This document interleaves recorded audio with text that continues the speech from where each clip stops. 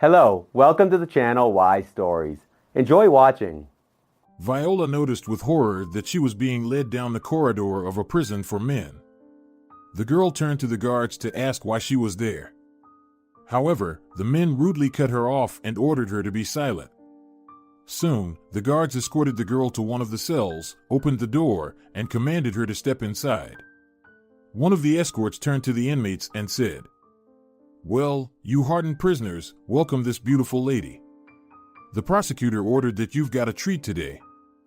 After the guards left, Viola looked fearfully at the prisoners. One of the detainees smirked, rubbing his hands together, and said, "Let's all say a big thank you to the prosecutor. Today, we'll have some fun. We just need to draw lots to determine the order. Ease up, boys, and don't rush ahead, fellas. First, we need to find out why this young lady was sent to us." "We'll act according to our own judgment," said a gray-haired man with a weary face. Then he turned to the girl. "Well, my dear, tell us.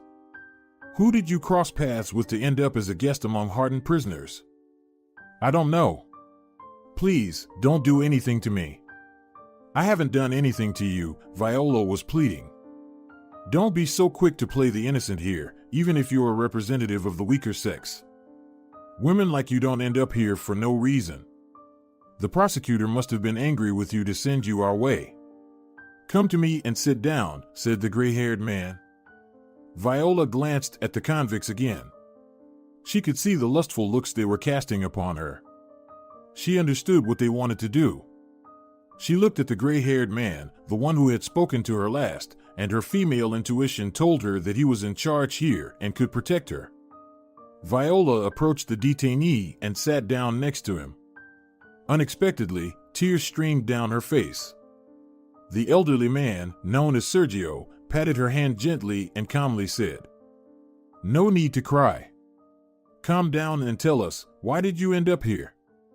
And the young woman suddenly felt the urge to share everything about herself. She didn't even know why she felt that way. Viola covered her face with her hands and slowly began her narrative. Viola was born into an ordinary family. Her mother, Olia, worked as a seamstress at a garment factory, and her father, Roberto, was a mechanic at a plant. At this point, an inmate named Giorgio interrupted her. "Why are you telling us fairy tales? Sergio told you to speak about what you did to end up here, and you're wasting our time. Don't rush, Giorgio. Let her start from the beginning. After all, we've got plenty of time," said Sergio. Viola looked gratefully at the gray-haired man who had stood up for her. She nodded in appreciation and continued her story. Viola considered her childhood carefree until a certain moment, specifically until she turned 12. At that time, her father died. He was crossing the road when he was hit by a car driven by a drunk driver. From that moment, the girl's life turned upside down. Her mother started consuming alcoholic drinks. Olia believed that drinking helped her cope with the grief of losing her husband. She paid little attention to her daughter, who suffered from her mother's behavior. Viola witnessed how her mom would always be drunk by the evening. She endured this situation for about 6 months, trying to talk to her mother, but Olia would promise to quit drinking, only to break her promises every time. Eventually, Viola decided to call her grandmother, who lived in another city, and complain about the situation. The girl fully explained the situation that was happening in their family. The elderly woman, Laura, listened to her granddaughter and promised to come. Grandma arrived a few days later. She scolded her daughter, promising that if Olia continued living like that, she would lose Viola forever. Only this circumstance influenced Olia, and the woman, summoning all her willpower, overcame her addiction to alcohol. Viola breathed a sigh of relief. She thought that was a terrible period in their lives, and now everything would be fine with her and her mom. Life went on as usual. A year passed since the funeral of the head of the family. Viola excelled in school and delighted her mother with good grades. The girl hoped that things would remain like that forever. However, soon Viola noticed that her mother started frequently staying late at work. The daughter asked her, Why do you stay late so often? I noticed it's been continuing for a month now how you come home late. You're so attentive. Well, you help me with the household chores, so you don't need to worry about me, her mother replied. But that's not an answer to my question. All right. It was time to talk honestly. You're not a little girl anymore, and you understand that I'm not old yet, and as a woman, I want to be happy. You're being cryptic. I don't understand what you're trying to say. My dear girl, I have met someone, and we're dating and planning to get married. I wanted to tell you about it for a long time, but you weren't ready for this news. I want to introduce you to him this weekend. It doesn't mean he'll replace your father, but I believe you two will get along. Santiago is a very nice man. Why did you keep this from me for so long? Well, we should meet your beloved then. After some time, they met. Viola wasn't particularly thrilled about the prospect of a new person to appear in their two-bedroom apartment. However, she understood that her mom couldn't live just for her all the time. Viola often discussed this with her grandmother on the phone. Soon, Santiago moved into their apartment and married Olia. However, as soon as the man started living with them, he began to set his own rules. Viola didn't like it at all, but she didn't want to argue. The girl tried to contact with her stepfather as rare as it was possible. She enjoyed the times when Santiago went away for his 3 months due to his job, and she and her mom were left alone. Life continued to flow gradually. Then the summer came. As always during this time, Viola went to live with her grandmother. She enjoyed her summer vacation and returned home with joy. To her delight, she discovered that her stepfather had recently gone away for another work shift. Viola happily thought that she wouldn't see her mom's partner for some time. When her mother saw her after the vacation, she exclaimed with enthusiasm, "You've become so beautiful this summer. Just like a bride. Your grandmother must have pampered you." "Don't exaggerate, Mom. It's just that time goes by, and I'm growing up. After all, I'm already 15 years old." "You're right, time flies." 3 months passed, and Santiago returned home after his work shift. He saw his stepdaughter and enthusiastically noticed that Viola had turned into a ripe berry. He even clicked his tongue in approval. The girl didn't like it, but she didn't say anything to her stepfather. A week after Santiago returned from his work shift, Viola often noticed him trying to be alone with her and occasionally attempting to embrace her in a seemingly casual manner. In those moments, the girl found plausible reasons to avoid interacting with her mother's husband. One day, Viola was at home, playing on her laptop. Her mother was at work, and Santiago had gone out somewhere. Viola was pleased, thinking, "I hope Santiago won't be home for as long as possible." But to her disappointment, he returned home and he wasn't alone. Viola heard a stranger's voice and curiously peeked into the hallway to see who had come to their house. She saw Santiago and an unfamiliar man in the hall. The guest, upon seeing the girl, exclaimed admirably, "Your stepdaughter is gorgeous. It would be a sin not to try and court her." The girl greeted the man politely and hurriedly went to her room. At that moment, Viola wondered why her stepfather had brought his friend home. This had never happened before. But she forced herself to dismiss these thoughts and continued playing. Sometime later, Viola went to the living room to watch TV. There she overheard a conversation between Santiago and his friend. She immediately found out by their voices they were drunk. She grimaced in disgust and thought, "I hope Santiago won't start drinking." Just as she was about to turn on the TV, they started to speak louder, and she overheard her stepfather saying, "I'll win her over anyway. Viola will be mine. I'll buy her a few trinkets, and then it's a done deal. I'll get her into my bed. You have no idea how she blossomed in the 6 months I haven't seen her. Like they say in fairy tales, she turned from an ugly duckling to a beautiful swan. I look at her every day, and it makes my mouth water. And what if your wife finds out about this? What do you want, trying to have intimate relationships with your stepdaughter?" The guest replied, "It's nothing to worry about. My wife loves me too much, and she will have to accept this truth. And I will live like a sultan. I will have 2 wives, one to cook, clean, and take care of household chores, while the young one will please me at night, he said. Viola grew tired of listening to the conversation between the 2 drunken men, especially with such disgusting content. She quickly gathered her things and decided to wait for her mother in the park outside. She left without telling her stepfather and rushed out of the apartment. She settled on a bench in the park, contemplating how to tell her mother about it. After some thought, Viola decided to be honest and share the whole conversation exactly as it happened. A little later, she spotted her mother approaching with a bag. Viola ran up to Olia, took the bag, and her mother looked surprised and said, "Are you deliberately waiting for me to come home from work?" "Yes, Mom. There's something I need to tell you." Uncle Santiago and his friend were drinking alcohol, and they were talking about me, Viola quickly blurted out, and then she narrated the entire conversation between her stepfather and his friend. Olia looked at her daughter with disbelief, but firmly stated that she didn't believe it. Viola was surprised by her mother's response and asked, "Don't you believe your own daughter?" "Let's get home, and I'll talk to Santiago about it," Olia replied. When they reached home, Olia tried to talk to her husband, but Santiago was already snoring on the couch, and his friend wasn't at home. Disappointed, the apartment's owner glanced at the messy kitchen, shook her head, and started cleaning up. The next morning, Olia immediately talked to her husband and told him what their daughter had informed her. Santiago promptly denied everything and claimed that Viola had made it all up.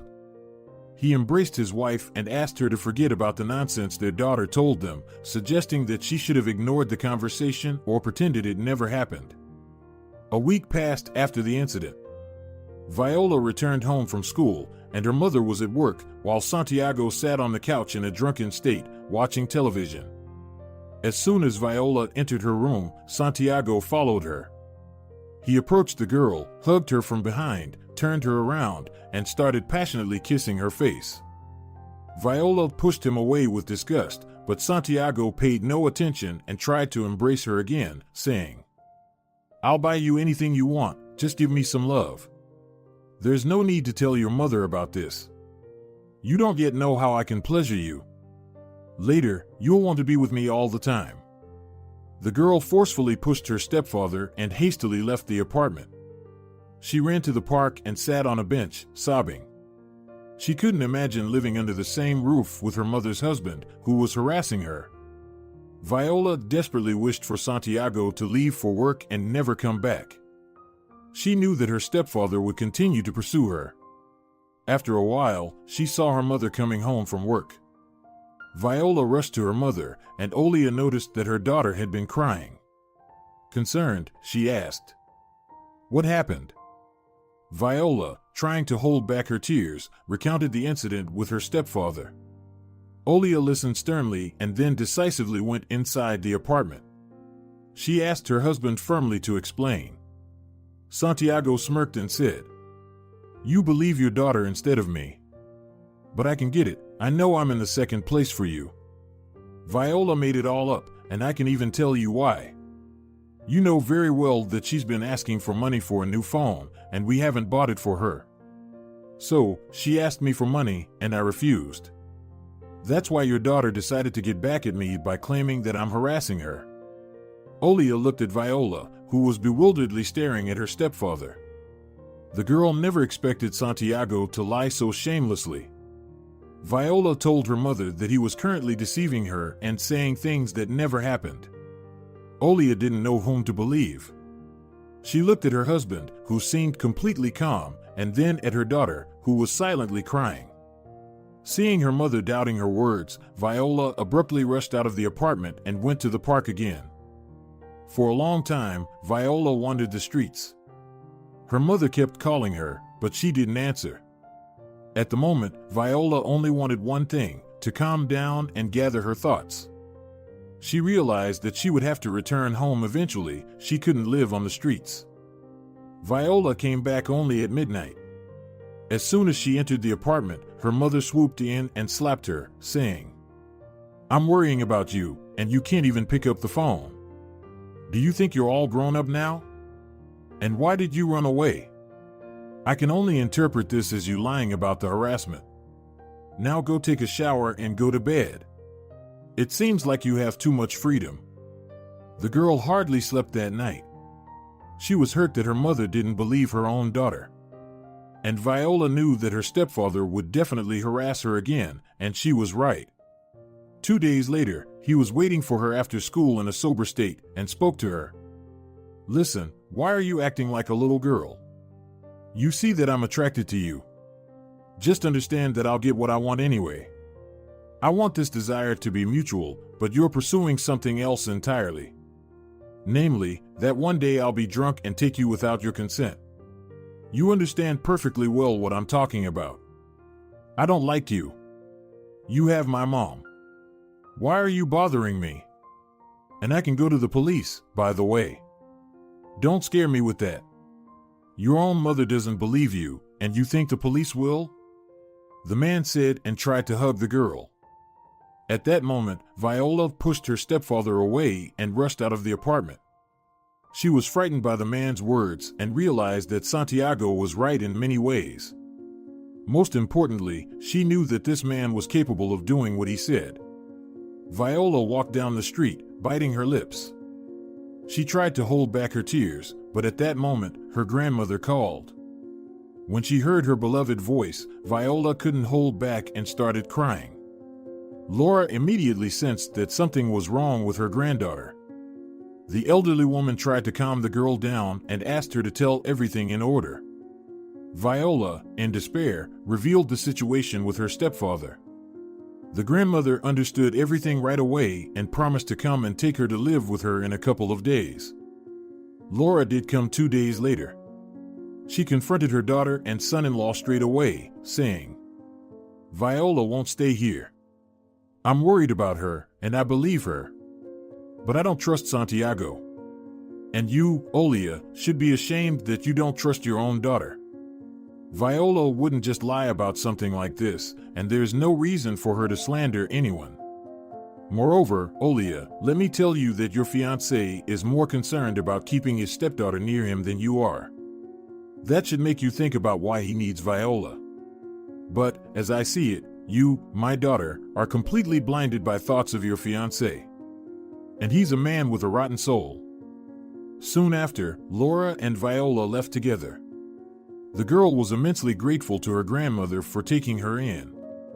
Upon arrival, Laura enrolled Viola in school, and she settled into her new life with pleasure. Though everything here was familiar to her, as she had been coming here for summer vacations, now she no longer feared that her stepfather might come and commit any wrongdoing. This was because before leaving, her grandmother had warned Santiago. "You're living with my daughter, so be it. But remember my words, you don't even need to think of visiting me.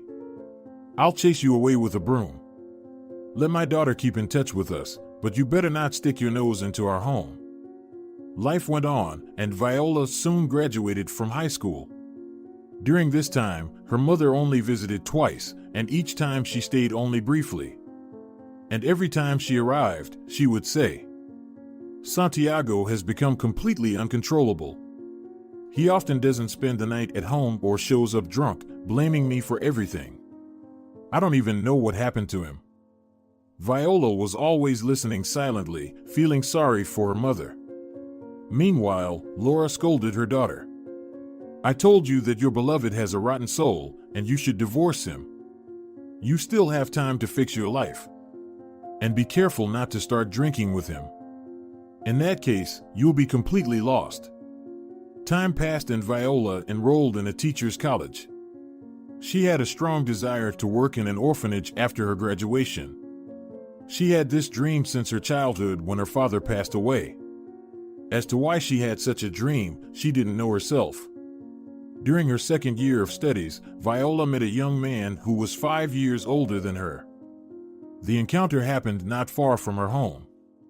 The young man was visiting his friend when he noticed Viola painting the children's swings in the courtyard while humming softly. He approached her and said in a low voice, "Singing and doing a good deal, that's great. Are you a janitor, By any chance? Viola flinched in surprise at his words and turned around. She hadn't expected anyone to talk to her. Feeling flustered, she replied that it was simply her own initiative to paint the swings in red so that children would be more inclined to spend time on the playground. The young man, hearing her response, smiled and extended his hand, saying, "My name is Antonio. It seems you have a kind soul if you showed such initiative. Can I help you? It's more fun together." "Thank you, but I can manage on my own. Besides, your clothes are clean, and I wouldn't want you to get painted. I'll be extremely careful. Besides, I see there's just a little left to paint. So, may I know your name?" "Viola." "Nice to meet you." "Well, let's get to work then," the girl said with a smile and handed the brush to the young man. The pair painted the swings, talking with each other. Viola learned from the young man's story that he worked as a carpenter in a joinery. He had never been married, lived with his parents in a 2-bedroom apartment, and enjoyed winter fishing and hockey. Viola also shared her own story in return, telling him about her plans for the future. The two young people finished painting the swings in no time and continued chatting. They didn't realize that time had flown by, and it was already getting dark. Their conversation was interrupted by Viola's grandmother, who was walking home from her friend's place. Laura approached her granddaughter and said with a smile, "I see my granddaughter is standing here, not alone. I thought I'd come over, just in case some bad guy was bothering you." "Grandma, what are you talking about? This young man offered his help and assisted me with painting. By the way, we talked nicely. He's an interesting person. I think you should meet him." "Well, dear granddaughter, I hope you didn't make a mistake about this young man." "All right, I'll leave you too. But Viola, don't linger for too long, or I'll start worrying," the elderly woman said and winked at her granddaughter. After a while, young people continued talking, and then Antonio walked Viola to her entrance, where they exchanged phone numbers. Before letting her go, he asked her, "Is there a chance we'll meet again?"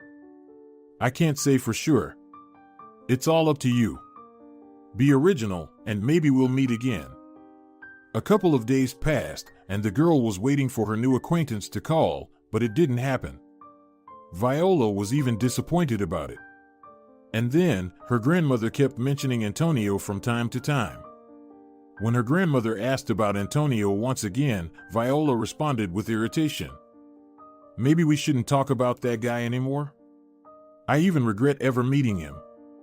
"Oh, dear, you seemed to like him at first sight, given how annoyed you answered just now." "All right, I won't bring it up again." Viola felt ashamed for snapping at her grandmother, so she rushed to Laura, hugged her, and apologized. At that moment, Antonio called. The girl glanced at the screen, feeling flustered. Seeing who was calling, her grandmother asked if she would answer the call. Laura realized that Viola didn't know how to handle the situation, so she took the phone and answered. "Hello. I suppose this is Antonio? And this is the grandmother of that girl with whom you painted the swings. So, young man, remember that it's not right to disappear like that after meeting someone. And now, I have a piece of advice for you. Take your feet and hurry over to us, or else my granddaughter will walk with another guy." "No need. I'll be there very soon." "Thank you." Soon, the young man and Viola met, and they went for a walk. The girl immediately asked why he had taken so long to get in touch. Antonio apologized for his prolonged absence and explained that his mobile phone was broken, and he didn't want to borrow one from others. When Viola heard this excuse, she laughed and asked, "What kind of principles do you have? Is making a single phone call really a crime?" "No, of course not. But after that, I feel obligated to that person. If I invite you over for coffee, will that also make you feel obligated to me?" The girl asked with surprise. "Yes, but I'll be glad for it. Maybe then you'll invite me over so that I'm already committed to you?" The young man joked with laughter. "Oh, you're a sly bug." The girl responded laughing too. Since then, the young couple started dating. At first, they met 2 or 3 times per week, but eventually, they started seeing each other almost every day. After a month, Antonio confessed his love to the girl, and soon they started to have intimate relationships.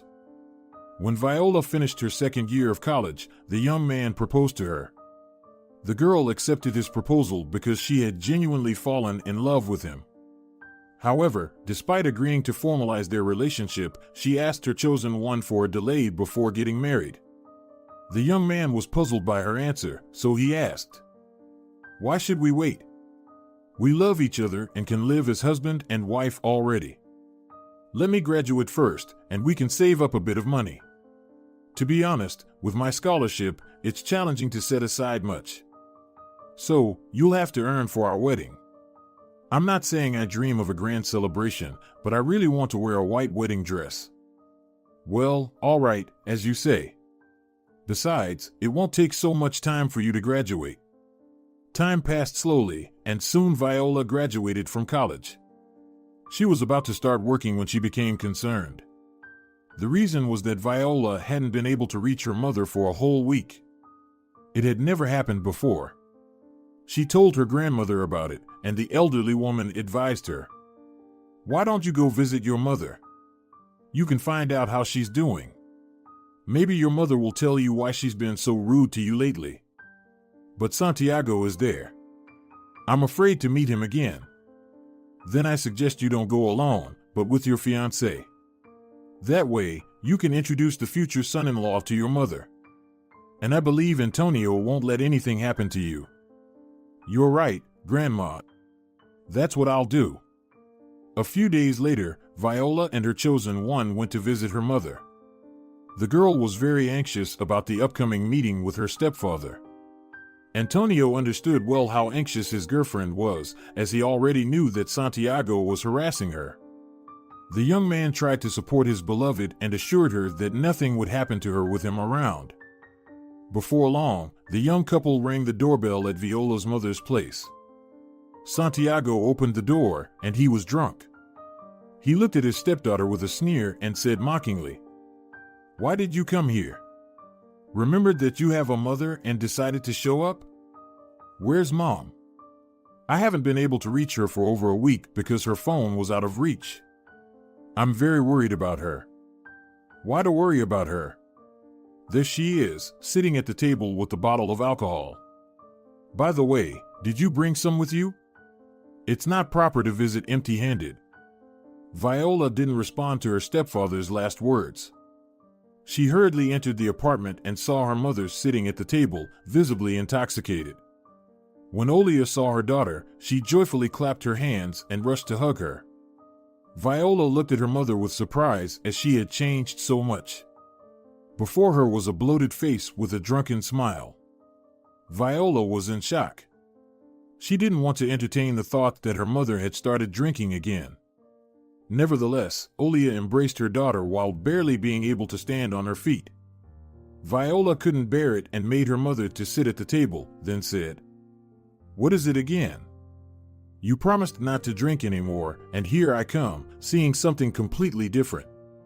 My dear, we only had a little today, and tomorrow I'll be as sober as a judge. You'll see. Oh, and who did you bring with you? Maybe you'll introduce me to this young man?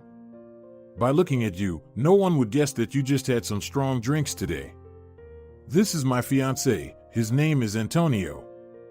But it seems like I won't introduce you to each other today, considering your current state. And also, why is your phone always turned off?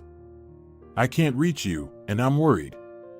At that moment, Santiago, who was comfortably sitting on the couch, crossed his legs and interjected into the conversation. He smirked and said quietly, "What phone are you talking about? Your mother sold it a long time ago. So, as a good daughter, you should buy a new mobile phone for your beloved mommy." Viola looked at her stepfather with contempt and didn't bother to reply to him. She turned to her mother and looked at her reproachfully. Viola wanted to say so much to her mother at that moment, but she realized that it wasn't the right time. So, she said to her mother, Antonio and I are leaving now because it's uncomfortable being here when you're in such a state. But I'm sincerely asking you, Mom, to be sober tomorrow when we come back. We need to have a serious talk." With these words, Viola took Antonio by the hand and left the apartment. Only in the stairwell did she let her tears flow. Antonio hugged his beloved and tried to comfort her. Just then, the door of a neighboring apartment opened, and an elderly woman came out. She looked at the couple and said with surprise, "Viola, is that really you? You've become such a beauty. Did you come to visit your mom? I can imagine what you saw there. Katerina, is that you? I'm glad to see you." "Yes, I came to introduce my mom to my fiancé, and then all this happened." "Can you tell me how long she's been drinking?" "About a month, I think. But before that, she didn't rely so much on strong drinks, but once she lost her job, she completely broke bad. But if she's not working, where does she get the money for the alcohol? As far as I know, she do some odd jobs. I tried talking to her, but it's all in vain. Santiago lost his job too, I suppose, as he was supposed to go on rotation 2 weeks ago. But, as you can see, the man is just sitting at home. I understand what you're going through right now, Viola, and I don't even know how to help you." Viola thanked her neighbor and then went with Antonio to a hotel to spend the night there. In the hotel, she called her grandmother and with the tears on her eyes told her everything. The elderly woman tried to comfort her granddaughter, saying that her mother was an adult woman and no words would help if she didn't want to change something in her life. The next day, early in the morning, Viola went to her mother's place with Antonio. This time, luck was on their side. Olia was sober, but she was very angry as she was having a hangover. The apartment's owner didn't try to hide this circumstance, and when she saw her daughter, she said, "Lend me some money. Can't you see how bad I feel? Mom, I won't give you money for alcohol. Let's take you with us. You'll get better, find a job, and everything will be fine for you." "What nonsense are you talking? I'm not going anywhere from Santiago. He is my husband." For a long time, Viola tried to reason with her mother and persuade her to come with them to her grandmother's place. However, Olia stubbornly insisted that everything was fine in her life and right now, she only cared about money. Viola realized that her mother didn't want to listen to her. So, she decided to talk to Santiago, who was sitting in the kitchen. She approached the man and, almost crying, said, "Can't you see that your wife is losing herself? Something needs to be done to change this situation. You married her, and you are responsible for her. You surely understand that Mom's life is going downhill. Let's do something. You are to blame for this. I offered you to be with me, but you ran away to your grandma. What does my leaving have to do with it? Besides, after I left, Mom came to visit me. We often talked on the phone, and everything was great with her. She didn't drink. But suddenly, something happened to her. You noticed it, right, that it happened about a month ago when she became my drinking buddy. The thing is, I thought you would come back here to live after finishing college. But you found a handsome man. So, I started telling my wife that she pushed you away herself. And, foolishly, Olia fell for it and started keeping me company during our drinking sessions. Let's say it was a little revenge on you for not coming back here." Santiago said maliciously and poured himself a glass of water from the tap, which he quickly drank. During that time, Viola looked at the man with horror. She could never have imagined that her mother's husband could say such things to his wife.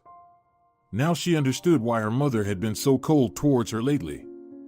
Viola wanted to say so much to her stepfather, but she only said, "You are such an awful person. Grandma was right, you have a black soul." Soon, Viola left her mother's apartment with her young man. They left the building, and Viola looked back at the windows of her former home. She hoped that her mother would come to the window and try to stop her. But nothing like that happened.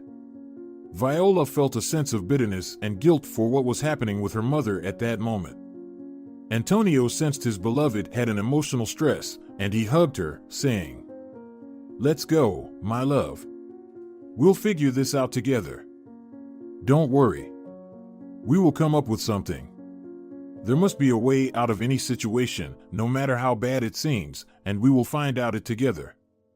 A month passed since Viola visited her mother and stepfather.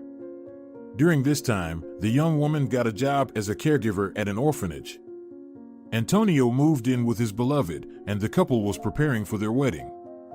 During this period, Viola frequently called her mother's neighbor to ask about her well-being. Sometimes, she asked Katerina to call her mother to the phone. However, Viola's conversations with her mother were short. Olia would only ask her daughter for money, and if she received a refusal, she would insult Viola and hang up the phone. Viola was offended by her mother's behavior, but she knew that she couldn't influence her at that moment. So, she made an arrangement with Katerina to send her a small sum of money to buy groceries for Olia. Viola strictly forbade Katerina from giving her mother any cash, as she knew where the money would go. Life went on steadily. Viola worked at the children's home for 2 months. During this time, she bonded with her colleagues and the children in her care. Viola enjoyed interacting with the kids and found it amusing to answer their funny and sometimes tricky questions. She treated children of different ages equally and always made time for each one of them. However, a particular boy, an 8-year-old with blonde hair, caught her attention. He always kept to himself and limped on his right leg. His peers often teased him, giving him an unpleasant nickname, Limping Boy. The boy didn't seem to mind the teasing, he just tried to stay away from the other kids. When Viola witnessed such incidents, she tried to appeal to the conscience of the other children, explaining that it was wrong to call names. Viola became deeply interested in the fate of this boy and approached a colleague to find out how he ended up at the orphanage. The caregiver looked sadly at Viola and said, "I feel sorry for this boy. He's been here for about 4 months. All I can say is that he doesn't have a father, and his mother's parental rights were revoked. Before coming here, his grandmother was raising him and had legal guardianship. But life is a complex thing. Recently, she passed away, and Alejandro, that's the boy's name, ended up here. However, Alejandro won't stay here for long." "Why do you say that?" "Usually, adoptive parents prefer healthy children, and you're saying the opposite. You're right that healthy children are more likely to be adopted. But there are parents who want to help disabled children get back on their feet." The worker of the children's home answered with some embarrassment. After that conversation, Viola began to ponder. She unexpectedly felt a desire to protect this little boy, Alejandro. She couldn't quite understand what attracted her to him in particular. Still, she decided to talk to Alejandro. Viola approached the boy and said, "How about having a conversation? I don't know what to talk to you about. For example, tell me about your grandmother. I know that you loved her very much and miss her. I would be interested to know what you're passionate about and which subjects you like in school. Why do you want to know all this? I'm not sure myself. I can honestly say that I really want to know." The boy looked at her in surprise and involuntarily started telling about himself. Viola was listening with interest and didn't interrupt him even when he stumbled or jumped from one topic to another. The conversation between the woman and the boy lasted for about an hour. Viola learned a lot about the boy's life and never regretted having an open talk with him. After this conversation, Viola started meeting Alejandro frequently and asking him how his day went. The boy enthusiastically told her about new things happening in his life, and in return, Viola tried to bring him some treats every day. The communication between the boy and Viola continued for over a week, and Viola decided to share the story of the boy from the children's home with her partner, Antonio, and her grandmother, Laura. Antonio and Laura attentively listened to Viola's story. When Viola finished speaking, her grandmother said, "It seems to me, dear, that you've grown fond of this little boy. The way you talk about him with such love and tenderness, I feel it too. I think Antonio will agree with me. Now I can say that if you want to make this boy happy, you and Antonio should become his parents. And for that, Dear, as you understand, you need to legalize your relationship with your young man. But it's up to you, my dears. I just told you what I think about it. Antonio looked surprised at Laura, then turned his gaze to his beloved. He got up from his chair, clapped his hands with satisfaction, and then spoke softly. This is a perfect solution. I completely agree with Laura. Viola, your grandmother is a genius. We should have become a family long ago. I understand that marrying means nothing to loving people, but in our case, it is needed for Alejandro to become a member of the family. Now it's up to you, Viola. The girl looked puzzled at her chosen one. Somewhere deep inside her, she had subconsciously been dreaming about it, but she couldn't admit it to herself. And now her loved ones, her grandmother, and Antonio seemed to have read her innermost thoughts and voiced them aloud. With love, she looked at her family and smiled. I like this idea. So, Antonio, we'll get married in a few days. No need to delay it. The next day, Viola went to work in a cheerful mood. She now knew that she would soon make this little boy, Alejandro, happy. She even wanted to tell Alejandro about it herself, but then she changed her mind. She thought it was necessary to marry Antonio as soon as possible first. Only after that, they could start gathering documents for adoption. Viola was thrilled by the upcoming changes in her life. She wanted to share this with someone and chose her colleague, Marga. Viola sincerely told the caregiver everything. Marga was listening to the girl and didn't hide her opinion and wished her luck. A few days passed, and Viola arrived at work, where Marga approached her and said that the director of the orphanage, Marta, wanted to see her. Viola was surprised and hurriedly went to the head's office, wondering why she was needed there. As soon as she entered the room, Marta gestured for her to sit down and immediately began speaking. You are new here, and I know that you paid special attention to one of our children, Alejandro. You know perfectly well whom I am talking about. I must tell you that it is not done in children's homes. Other children may feel like they are inferior to this boy because he gets more attention. And I don't need to tell you that it could result in psychological trauma. You are right. I shouldn't have done that. I have been singling out Alejandro among others. But let me explain my actions. I am planning to adopt Alejandro in the very near future. That's why I give him special attention. Can I tell the boy, just like all the other children, that I will soon become Alejandro's mother? It's because of this intention that I've been treating Alejandro differently. Wait. I have also heard about your desire to adopt the boy. But I must disappoint you right away. It won't happen. He already has adoptive parents who will take him away soon. And I can tell you right away that the matter is settled. Therefore, I ask you to minimize your contact with the boy so that it is easier for him to leave the orphanage. What are you talking about? What adoptive parents does he have? We should be concerned about the child's happiness and hear his opinion. Maybe we should talk to Alejandro first and give him the right to choose with whom he wants to live. I am sure Alejandro would want to live with me rather than with newly found adoptive parents whom I haven't even met yet. Let's speak without emotions. As I said before, this matter is settled. And how can we ask a child with whom he wants to live? It's an absurd. I can assure you that the people who are adopting him are decent and respected. The boy will be well in that family. As for you, I regret to inform you that your adoption request has been declined due to the fact that you are only planning to start a family and have not lived with your husband for some time to prove you're a good couple. Viola looked puzzled at the director. She couldn't find the right words to convince the children's home director to change the decision regarding Alejandro. Marta, who had noticed that Viola was in desperation, said, Everything will be fine with Alejandro. Trust me on that. We don't just hand children over to anyone. Can I still see Alejandro? Viola asked. That will depend on the adoptive parents. But I don't think you should count on it.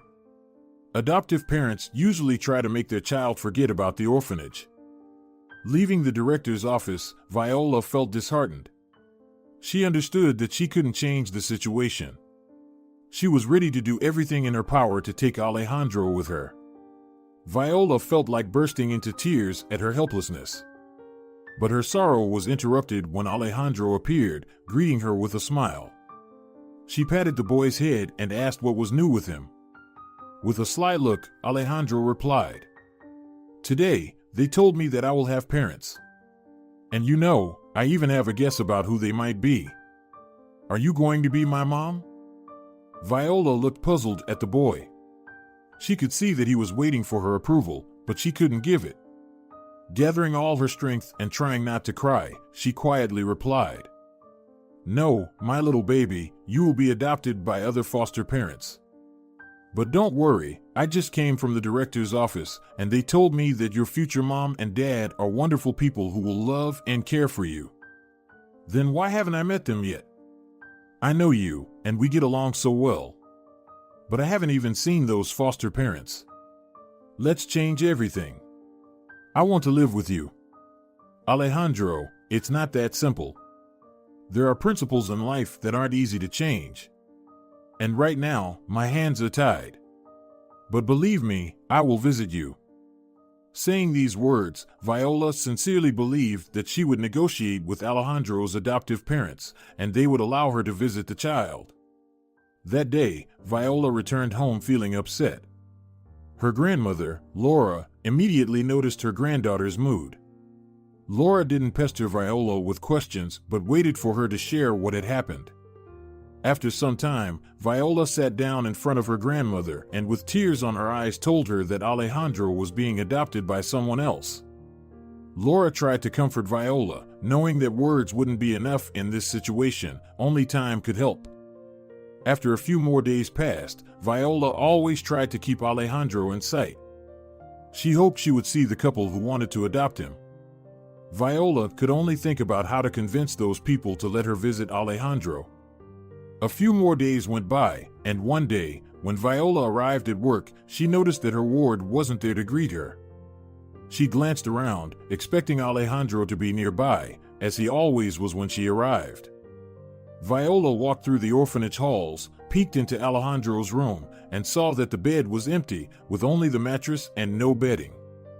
Viola turned to the other boys and said, "Guys, where is Alejandro?" Viola asked. "Don't you know? His foster father took him yesterday evening," replied the dark-haired boy. "How is it possible? And why did it happen in the evening?" The young woman said, looking at the boys with confusion. She realized that she wouldn't get a sensible answer from the boys, so she hurried to the director's office. Viola entered Marta's office without greeting and immediately said, "What does it mean? Why was Alejandro taken away in the evening without even notifying me? You know perfectly well how I feel about this boy. You didn't even let me say goodbye to him." "I suppose you're asking me to explain myself," Marta said, raising her voice, and continued, "Let me make it clear to you that the new parents have the right to take the child whenever it suits them. I am not obligated to inform my staff about such matters. I understand. But at least give me the address of Alejandro's new family. I want to visit him and talk to his parents. We are not allowed to disclose such information. And now I ask you to leave the office, as I have many things to attend to. As do you, I assume." Viola glared at Marta and left the office without saying a word. She knew the children's home director wouldn't tell her anything, and the other staff members wouldn't provide specific information about the boy. Over a month passed since Alejandro was taken into his new family. During that time, Viola got married to Antonio. They had a modest wedding, and Viola visited her mother hoping they would communicate again. However, it didn't happen. Olia accused her daughter of betraying her by leaving and going to her grandmother's. Viola tried to explain to her mother that it was necessary for her to leave, but Olia simply cut her off and told her to go away. Life didn't stand still, and over 4 months passed since Alejandro had been living with his new parents. Viola often thought about the boy and imagined how well he must have been doing in his new family. She had high hopes and dreams of running into Alejandro on the street and asking him about his life. Her wish came true, but the encounter didn't turn out as she had imagined. One day, Viola went to the other end of the city to do some grocery shopping at one of the markets.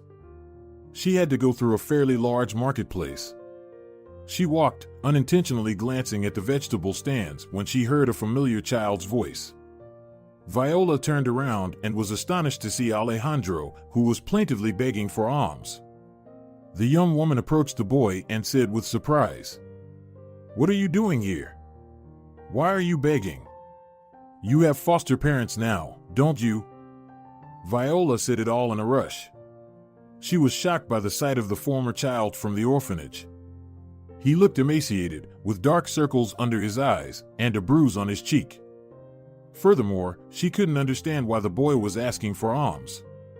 Meanwhile, when Alejandro saw Viola, he glared at her and said, "Don't come closer. Go away. You're just as much of a liar. You said I would have a good life, and look at me now." Viola was about to speak to the boy again when a man touched her arm. She looked at the stranger and asked what he wanted. The man gruffly replied, "Really? It's me who should ask why you're bothering my son." Viola looked at the stranger with bewilderment and then shifted her gaze to the boy, who cowered in response to the man's words. She intuitively felt the boy's fear. Viola couldn't understand what was happening at the moment. According to the stranger's words, he was Alejandro's adoptive father. But then why was he immaculately dressed while the boy looked like a little homeless child? Unable to find an explanation for all of this, the young woman said, "If you are Alejandro's father, then you should answer my question. Why is Alejandro begging for alms? What a silly question. Do you think my question is silly? Then let me tell you that it's quite reasonable, considering that I am an employee of the orphanage where Alejandro was raised before he was adopted. So, I am highly interested in why the boy is here, asking for alms." Upon hearing the woman's words, the man seemed initially taken aback, as if he was scared of something. But after a moment, he took Viola's hand and asked her to step aside a little from the boy, stating that the child shouldn't have heard such type of a conversation. Viola agreed and moved a few steps away from Alejandro. Then she heard the man say, "You see, our son grew up in the orphanage before we adopted him, and he used to run away from there and beg for alms frequently. This habit stuck with him, and I'm trying to help him get rid of it. That's why I'm here to take Alejandro home. Don't worry, I'll handle my child myself. It just takes time." But that can't be true. I know Alejandro well, and he would have definitely told me about it. We trusted each other. I want to talk to the boy. Let's not traumatize him. Whenever I catch him doing this, he becomes introverted. You don't want to harm him, do you? By the way, it was your supervisor who told me about Alejandro running away from the orphanage. You can ask Marta about it. Now, excuse me, it's time for us to go home." After saying these words, the man took Alejandro by the hand and walked toward the exit of the market. Viola was standing there, watching them going away. She was puzzled by the man's words. She couldn't believe that Alejandro ran away from the orphanage and begged for alms. Viola decided to find out everything from her supervisor. The next day, when she arrived at work, the young woman went to Marta's office. As soon as she saw Marta, Viola immediately told her about Alejandro and inquired, "Is it true that Alejandro ran away from the orphanage? If so, then it means he did it in the evening, after my workday was over. If that's the case, how could a child at this age go unnoticed from the orphanage? What's the use of having security guards? Yes, Alejandro ran away. And not just him. Don't blame the security guards. You don't yet know what children are capable of when they want something. But don't worry about Alejandro.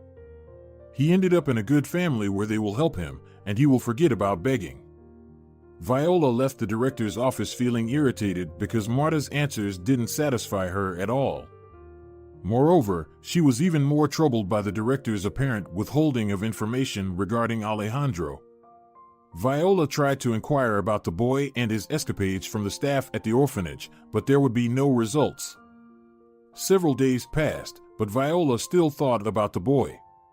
She couldn't shake the feeling that something was not right. Intuitively, she started spending her weekends visiting different markets. For some reason, she believed that this was where she would find answers to her questions. And indeed, she once again spotted Alejandro begging for alms. Viola looked around and quietly approached the boy. She noticed that the boy recognized her and was about to run away.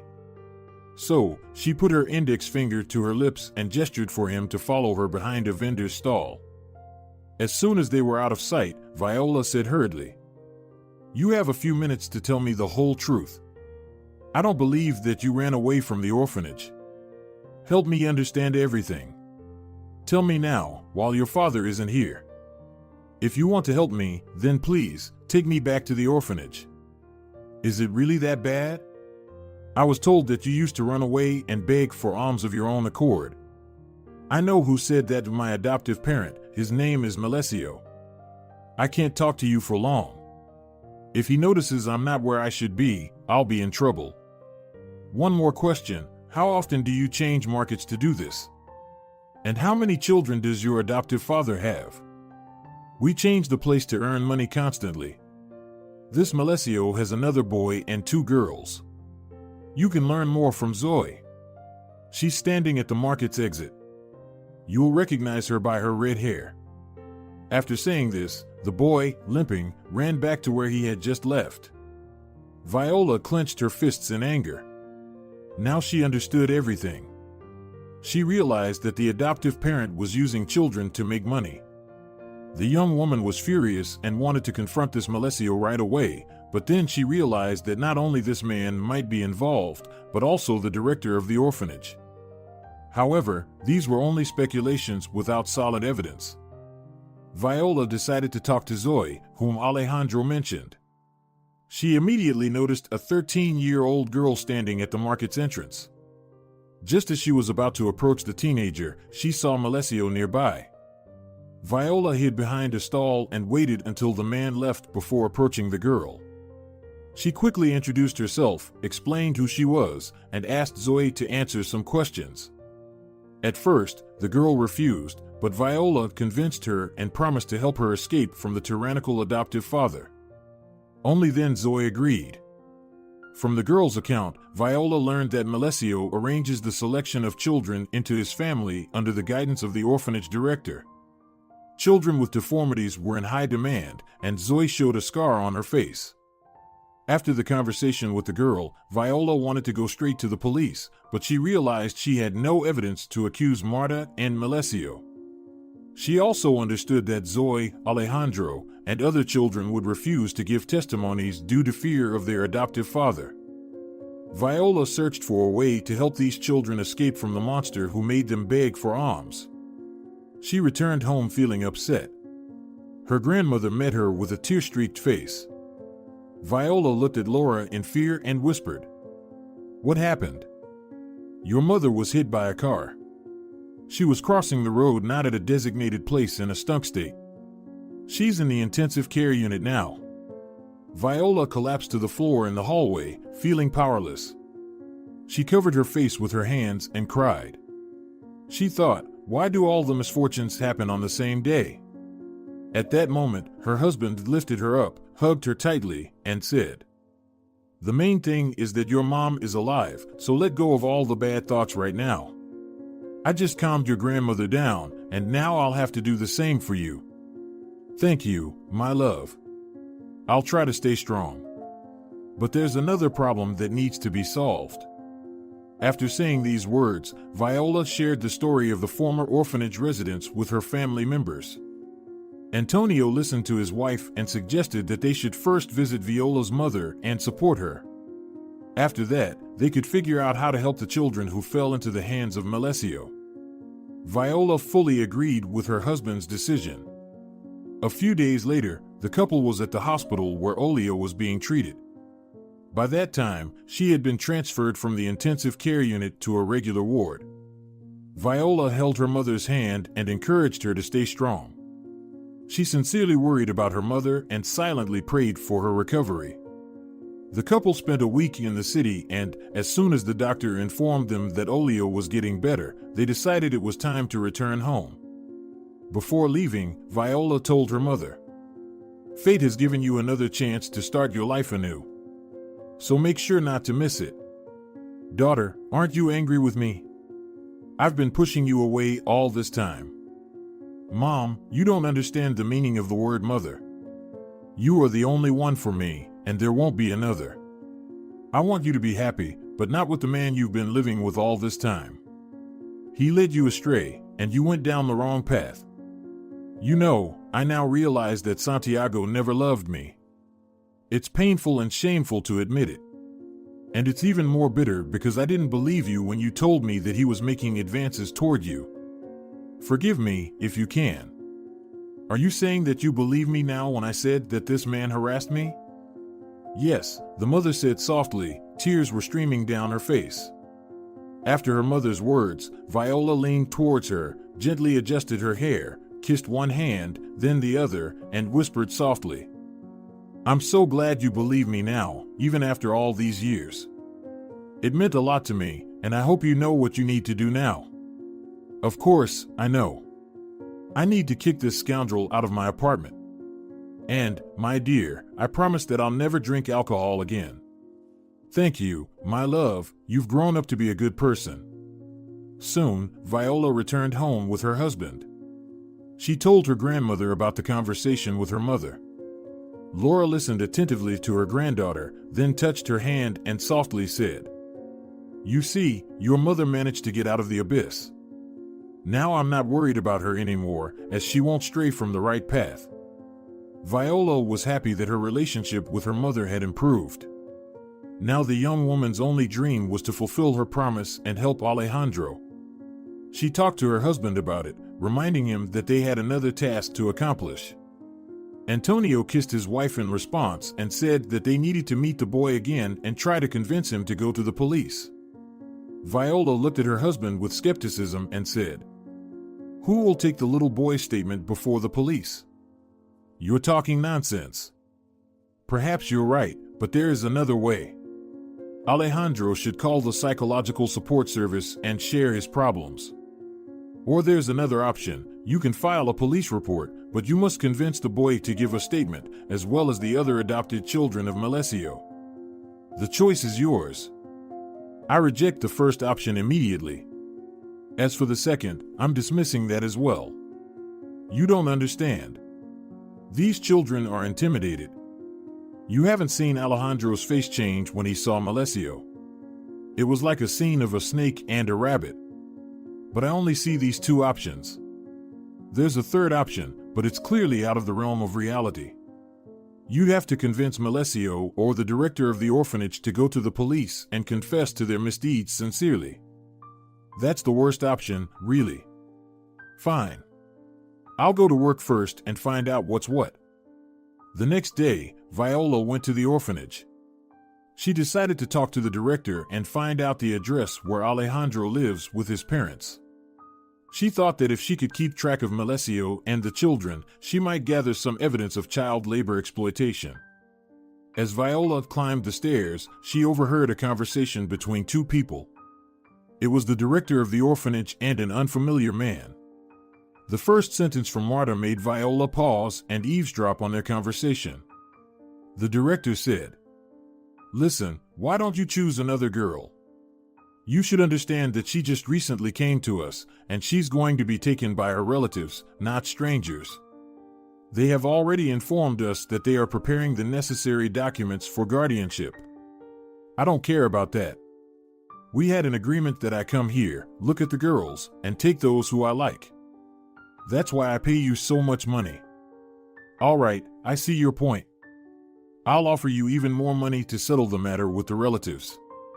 You should understand me too. This 13-year-old girl is a real beauty, and she'll bring me a lot of money by indulging men." As soon as Viola heard this, she felt sick. She had just witnessed Marta trafficking children, and they were currently talking about some young girl. Without thinking about the consequences, Viola rushed over to them and blurted out, "So, this is what's happening here. It's genuine trafficking, as if an auction is missing with a hammer. Marta, you will hand the girl over to her relatives. From now on, I won't allow you to dispose of the fate of children at your discretion. And now give me Melessio's address, the one who adopted Alejandro. If you don't do that, believe me, I will go straight to the police and write a report about what you're doing. The stranger looked at Viola with surprise, then turned his gaze to Marta, who, in turn, looked mockingly at her subordinate. The man smirked and said that the ladies should have discussed it themselves and then walked away. Viola glared angrily at the orphanage director and demanded Alejandro's address again. Marta smiled sarcastically and said quietly, "Well, go to the police, file a report. But your words mean nothing. What's the evidence? It seems like you're out of your mind if you imagine child trafficking everywhere. And one more thing, you don't work here anymore. Don't bother asking why I'm firing you. You simply can't handle your responsibilities, and believe me, I'll have plenty of witnesses to attest to that. My advice to you, write your own resignation letter and leave. And don't try to be a Robin Hood. And one more thing, forget about Alejandro, or you'll only make things worse for him, and he'll end up in a psychiatric hospital." "Fine, I'll write my own resignation letter, but you won't be working here either," Viola retorted, looking at her interlocutor with fury, and hurried down the stairs. On her way, she met one of the caretakers. She turned to them and said, "You, like everyone else who works here, know what Marta is doing, and yet you all keep silent. How can you treat children this way? They already had a lot of difficulties in their lives." "What are you talking about, Viola? Don't pretend to be so innocent. You, like everyone else, know that the director of this place sells children to wealthy people with just a snap of her fingers, and you all just turn a blind eye to it. The one thing I can't understand is how you can sleep peacefully at night without these children haunting your dreams. If you have nothing to say, then too bad. Maybe you can at least tell me the address of Alejandro Navarro, the one who adopted Alejandro? That's confidential information. You know that as well as I do. Only the director of the orphanage can tell you that." After these words, Viola glared at her colleague with hatred and, saying nothing, quickly left the building. She walked for a while, her face streaming with tears, as she pondered what to do in this situation. Viola understood that going to the police and accusing Marta of a crime without evidence would be foolish. However, she also knew that ignoring this situation was not an option. As she walked, she was interrupted by a young voice asking for alms. Viola abruptly stopped and looked around. She realized that she was at a small market where people sold vegetables. At that moment, Viola saw Zoe, who was begging for alms. Grateful for this encounter, as the girl was the only one who could help her, Viola looked around and then approached Zoe and whispered softly, "I know very well that you remember me. Right now, I won't ask you about everything. Just tell me where you live and where Alejandro is. Alejandro recently ran away. I tried to dissuade him from doing that, but he said he'd be better off living in the orphanage rather than with that family. I tried to explain to him that either way, he'll be sent back to Melesio, and I also told him that Marta is in cahoots with our so-called foster father. But he didn't believe me. Alejandro is in big trouble now. We've had cases like this before. Thank you for that, you really helped me. Take care, and I'll try to do something and get you out of this mess. I'll be honest, I don't know how yet, but I'll find a way." Viola realized that she now needed to take Alejandro from the orphanage and help the other children who were with Melesio. At that moment, she only wanted one thing: to protect the boy from all harm. She was sure that the boy was in the orphanage, so she headed there. When she approached the orphanage, she was surprised to hear from the guard, "You are not allowed to be here. You don't work here anymore. You'll get your employment record tomorrow. But I need to talk to the director. I have the right to do that, don't I?" "Unfortunately, you don't. It's an order from the orphanage director. If you don't comply, I'll have to call the authorities because you're a danger to society." "Am I? I guess that's what your boss told you too," Have you all lost your minds here? Viola stepped away from the main entrance and quietly circled the building. She pondered how she could get inside the orphanage. She glanced at the windows on the first floor, trying to see Alejandro's face there. She even shouted the boy's name several times, hoping he would hear her and let her know he was inside the building. She continued further and soon approached the back entrance. Viola felt unsure about what to do next and, in desperation, picked up a stone to break the glass and thus force her way inside. And then, unexpectedly, she was called by name. Viola turned around and saw a janitor not far from her.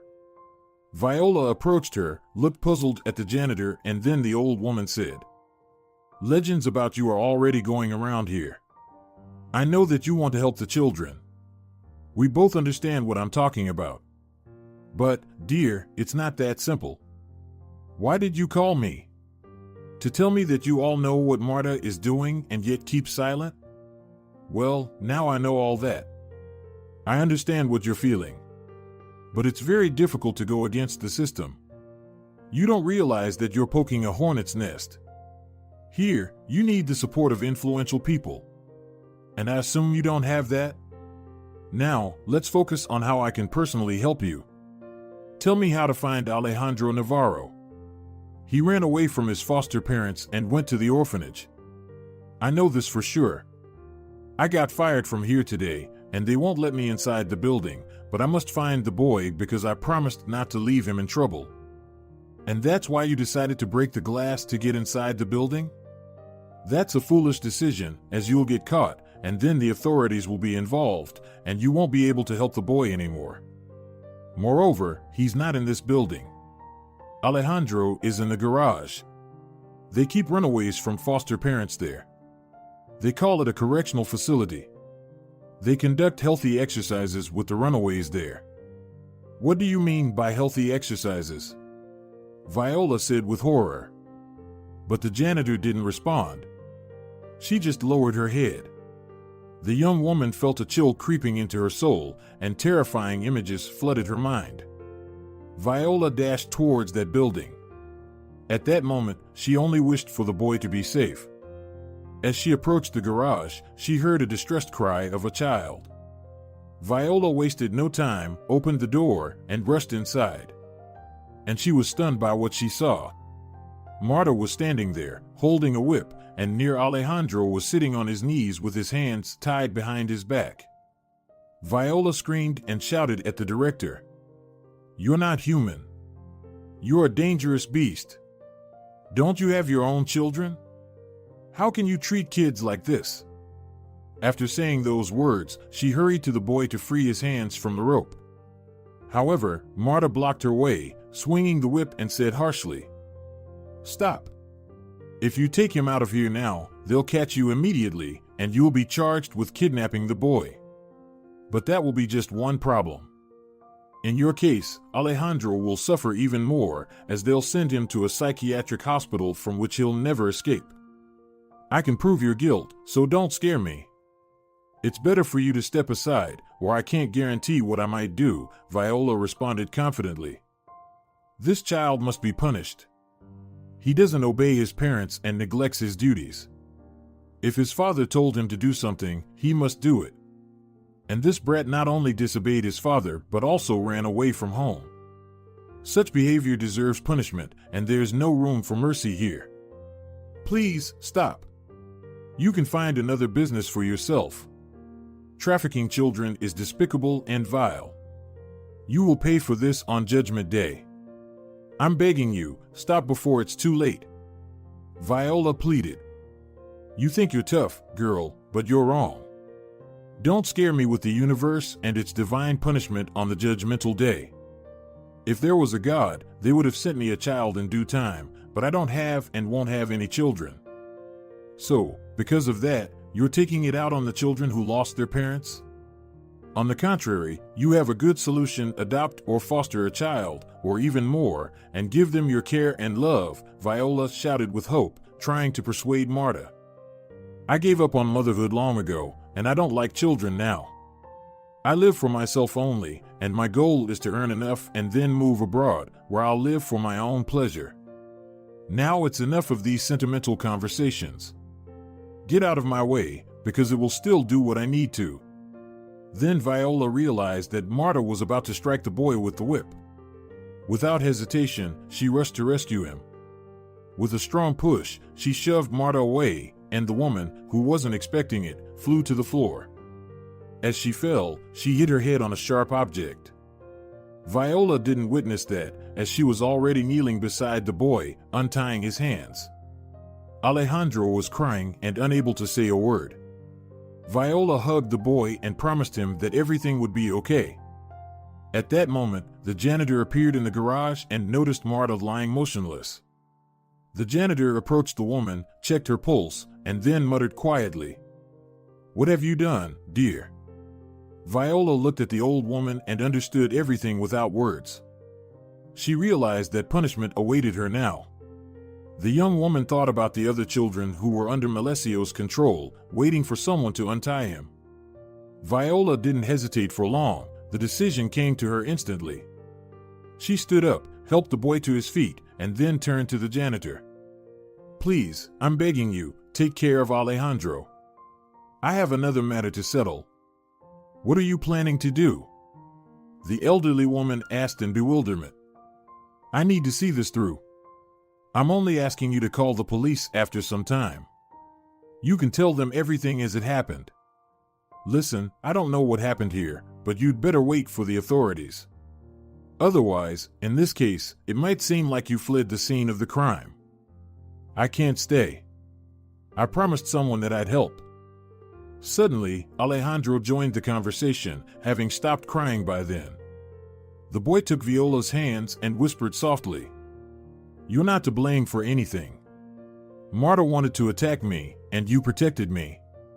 You're like a superhero to me." Viola smiled and ruffled Alejandro's hair, then replied, "Now I need to become a hero one more time to help someone else. And you, listen to this respectable lady. She won't harm you for sure. We'll meet again, I promise.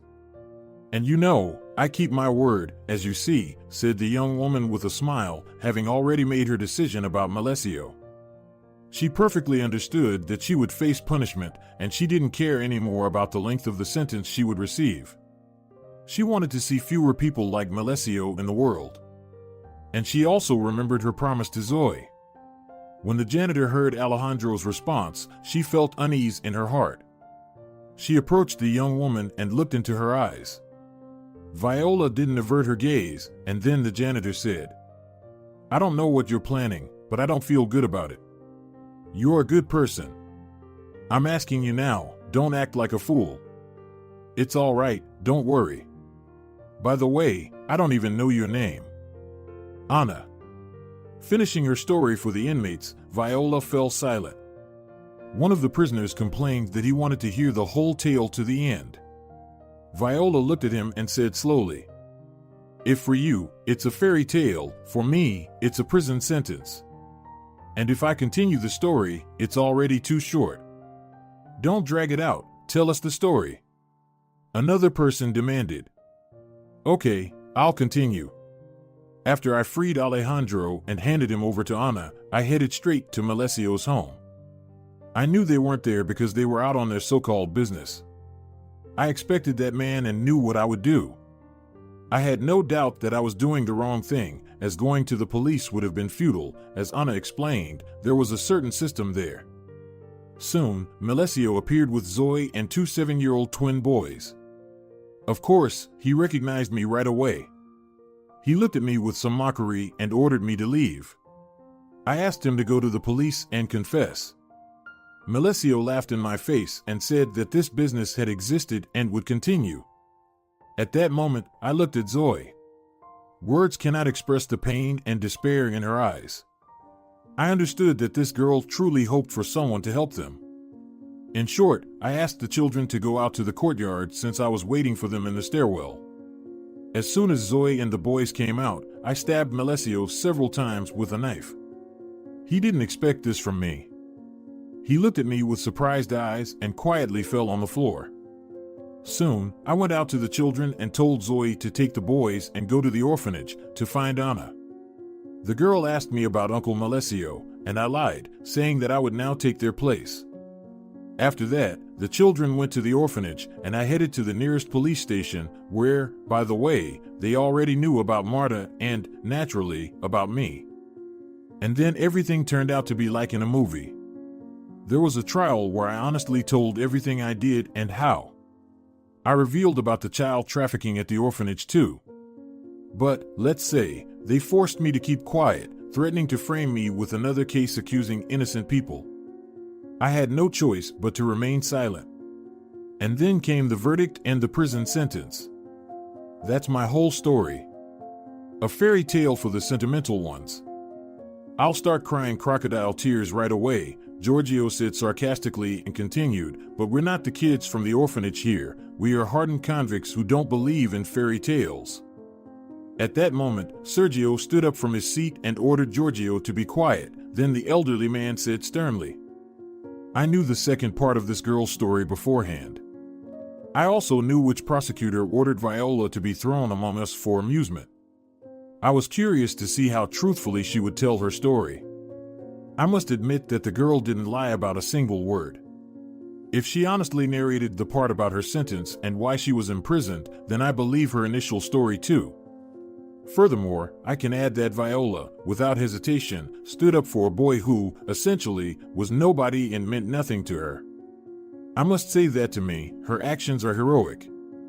Yes, she took the life of a monstrous woman who, let's say, trafficked children, as well as a scoundrel who exploited child labor. Another lady like Marta can take her place, just as another accomplice can replace Melesio. But at least this girl taught the workers at the orphanage that it's possible and necessary to fight individuals like Marta and Melesio. That's why I'm standing here before this girl and applauding her. After these words, Sergio and all the inmates stood up and applauded in unison. Viola looked at the convicts and couldn't believe what was happening. She just sat there, silently crying. Meanwhile, Sergio addressed her. Tell me, why did the prosecutor target you like that? I told you from the beginning that I don't know it myself. If I knew, why would I lie to you? I'm also curious about this question. Now I can tell you why the prosecutor gave the order to place you among us. The director of the orphanage was his mistress. They had been seeing each other for a long time. I know their story not just by hearsay. I was still free at that time. Anyway, Marta got pregnant by him at some point. But she couldn't carry the child to term. The prosecutor could have abandoned her and found another woman, but apparently he loved her deeply. Though who knows for sure, as he never left his wife for Marta, he lived with two families, and this went on for quite some time. But fate had a different plan. And I think his beak might also be in the mud. In this child trafficking case, the prosecutor simply wanted to take revenge on you for his beloved and for revealing child trafficking in court. He's probably afraid of his name coming up in the case, but we'll talk about that later. Now, what about the boy? I don't know anything about Alejandro, and I'm really afraid that something might happen to him. Honestly, I don't even know how my mother, husband, or grandmother are doing. It feels like I've been completely cut off from the outside world. Sergio, I want to thank you especially for shedding light on why the prosecutor was angry at me. I was really lost in speculations. Don't worry about that. I knew about your charge beforehand. I have some connections outside. Just don't get discouraged. People here don't particularly appreciate that, replied Sergio. After some time, Viola was transferred to the women's prison. She remembered the days she spent in the men's cell with respect, as none of the inmates insulted or humiliated her after they found out the reason for her imprisonment. She knew it was all thanks to Sergio, who treated her nobly. He gave her a chance to speak up and then stood up in her defense. Viola understood all this and dreamed of somehow repaying him. However, she didn't know that Sergio would help her not only with that. A few months later, Viola had a meeting with her husband, who told her that Alejandro was now in a different orphanage and was living happily. He even sent a letter that said, "Dear Viola, I am very grateful to you for keeping your promise and helping not only me but also other children to escape from the hands of the monsters. I promise you that I will live by the law and never commit acts that I would later be ashamed of. I really dream of seeing you again and talking as we did when you worked at the orphanage. And I'm sure that it will happen soon.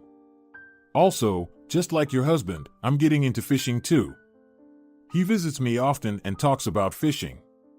If you have a chance, write to me. I will be very happy to receive a message from you and will reply right away. And by the way, Anna sends warm regards to you, as well as Zoe. Don't feel lonely and know that we all remember you. After reading this short letter, Viola burst into tears. She was immensely pleased that these children were now safe and held her in high regard. Besides everything else, she learned from her husband that her mother, after being discharged from the hospital, kicked Santiago out, and Olia found a job and adopted a healthy lifestyle. Recently, she had met a man who proposed to her, and she accepted. Antonio handed Viola a note from her mother, which read, "My dear daughter, hold on. Once you said these words to me when I was in the hospital. Now I'm returning them to you. Know that we are all waiting for you here. And you have the most wonderful husband in the world, who loves you and will never abandon you. I am very happy for both of you. You will hear other news from Antonio. The most important thing is to take care of yourself. Love you. Your mother." After the meeting with her husband, Viola felt like she had wings. She wanted to live and get out of prison as soon as possible. However, she knew it wouldn't happen anytime soon. Sometimes, she caught herself thinking, why should Antonio suffer and wait for so many years while I'm serving my sentence? But at that moment, Viola remembered her husband's words. Before saying goodbye after the meeting, he told her, "Sometimes you may feel like it's a burden for me to wait for you. Well, I want to ask you to get rid of those thoughts because, besides you, I don't need anyone else. And remember, I won't let you leave me, no matter how much you might want it. You just need to believe that you are everything in my life. And I know that together, we can overcome all the hardships of life. I love you very much, my fighter for justice." A couple of months after the meeting, Viola was unexpectedly called to the investigator. As soon as the young woman entered the office of the law enforcement officer, she immediately asked, "Why am I here? I understand that right now it's your only question, but there will be many more later. Let me introduce myself first. My name is Ignacio, and you are here concerning the case of a certain person. Let me start our conversation differently. I will remind you of your crime. You remember perfectly well that you took the lives of 2 people. So, this case of child trafficking was initiated a couple of months ago. We were contacted by the janitor from the orphanage, Anna, and then a couple more witnesses from the same institution appeared. Then the children who begged for alms were interviewed. Wait, why are you reopening this case now when those people have long been deceased?" Viola asked with surprise. "You understand that those people were just pawns in this game. Now we are investigating this case to find out who is behind all of this. I would like you to take a look at 3 people and identify anyone if you can. Are you willing to cooperate with us?" "Yes." Shortly afterward, 3 men stood before Viola. She carefully looked at them, and suddenly, she was struck like an electric shock. She recognized one person who stood in the middle. It was the man who talked to Marta about a girl he wanted to take for the pleasure of other men. Viola firmly pointed to this person and recounted under what circumstances she had seen him. The investigator couldn't help but smile, and the young woman noticed it. A few days passed after the identification. Viola didn't know anything about what was happening. She had many questions she wanted to ask. And soon, she got the opportunity. She was called to the investigator again, and without hesitation, she began to inquire. "Is the person I identified the leader of this gang? Why did you smile then? What awaits this person now? You're so talkative right now. He's not the gang's leader, but he led us to him. And who is that? This person is familiar to you. It's the prosecutor who ordered you to be thrown to the hardened criminals. Soon there will be a trial, and this person will face the law. We are very grateful to you for your cooperation. And a big hello to you from Sergio. Viola froze. She heard it. In that instant, everything became clear to her. She vividly remembered the prosecutor, Marta's lover, and she had learned about him from Sergio.